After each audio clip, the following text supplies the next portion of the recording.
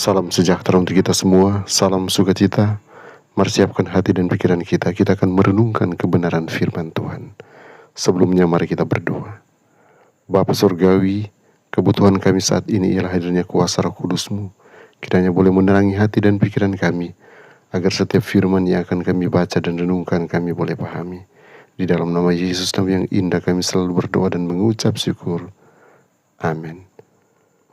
Renungan hari ini berjudul Saatnya tercerai-berai, bagian keempat. Ayat inti Ibrani 11 ayat yang ketiga. Karena iman kita mengerti.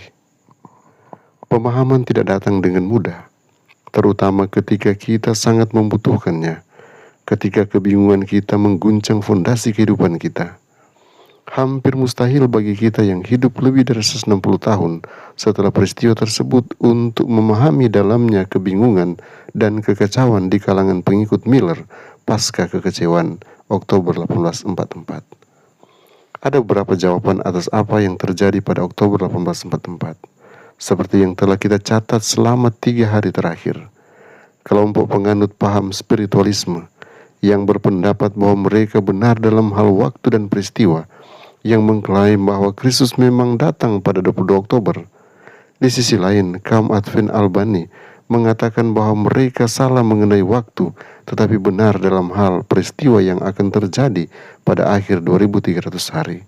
Artinya, tidak ada nubuatan yang digenapi pada bulan Oktober, dan pemulihan tempat kudus memang itu adalah kedatangan kedua, suatu peristiwa yang belum terjadi. Kedua kelompok ini telah mengabaikan hal-hal penting. Bagi para penganut spiritualisme, mereka mengabaikan pemahaman akan Alkitab secara harfiah. Sementara bagi kelompok Albani, mereka mengabaikan pemahaman Miller tentang waktu nubuatan. Namun, ada kemungkinan pandangan ketiga mengenai penggenapan nubuatan 2300 hari pada Oktober 1844, yaitu bahwa para pengikut Miller benar mengenai waktu, tetapi salah mengenai peristiwanya. Dengan kata lain, nubuatan tentang 2300 hari telah digenapi, tetapi pemulihan tempat kudus jelas bukan kedatangan Kristus yang kedua. Hal yang menarik tentang perspektif ketiga adalah tidak seperti dua jawaban lainnya mengenai apa yang telah terjadi. Perspektif ini tidak memiliki pengikut yang terlihat, di mana ribuan orang pada pertengahan tahun 1845 mengidentifikasi diri mereka dengan ide-ide pemimpin dan terbitan berkala dan para penganut spiritualisme dan kaum Advent Albani. Orientasi ini menyatakan bahwa sesuatu telah terjadi pada 22 Oktober, tetapi pemulihan tempat kudus bukanlah kedatangan Kristus yang kedua yang tidak terlihat itu. Dan dari posisi ketiga, inilah kelompok Advent terbesar, yaitu Gereja Misioner ke-7, akhirnya muncul. Hanya saja perkembangan itu menunggu 3 hal. 1. Munculnya para pemimpin. 2. Evolusi doktrin yang akan menjelaskan pengalaman pengikut Miller dan mengklarifikasi apa yang salah. Dan 3. Pengembangan terbitan berkala dan strategi organisasi yang dapat menyebarkan ajaran-ajaran tersebut. Perjalanan dalam pelajaran tahun ini selanjutnya akan berfokus pada perkembangan kelompok ketiga ini. Sementara itu, kita dapat bersyukur atas kesabaran Tuhan bahwa Dia menanti kita, bahkan pada waktu sekarang saat kita sedang berusaha mengatasi kesulitan hidup. Kiranya Tuhan Yesus menolong kita memahami firman kebenaran ini.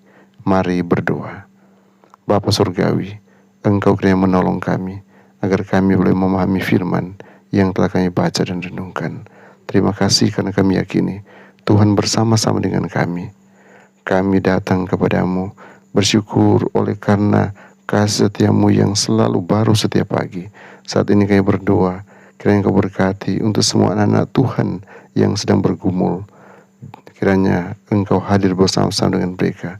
Berikan kekuatan kuasa sorga kepada mereka, sehingga mereka mampu melewati setiap pergumulan, dan mereka menang bersama-sama dengan Engkau. Kiranya firman-Mu hari ini menjadi terang bagi langkah kaki kami dan peneguh iman kami. Berkatilah seluruh aktivitas kami sepanjang hari ini. Jagalah pikiran, perkataan, dan perbuatan kami, agar hidup kami selaras dengan kehendak-Mu. Tuntunlah kami, agar kami senantiasa berjalan dalam kehendak-Mu hari ini, besok sampai hari Maranatha. Di dalam nama Yesus, nama yang indah, hamba berdoa. Amin.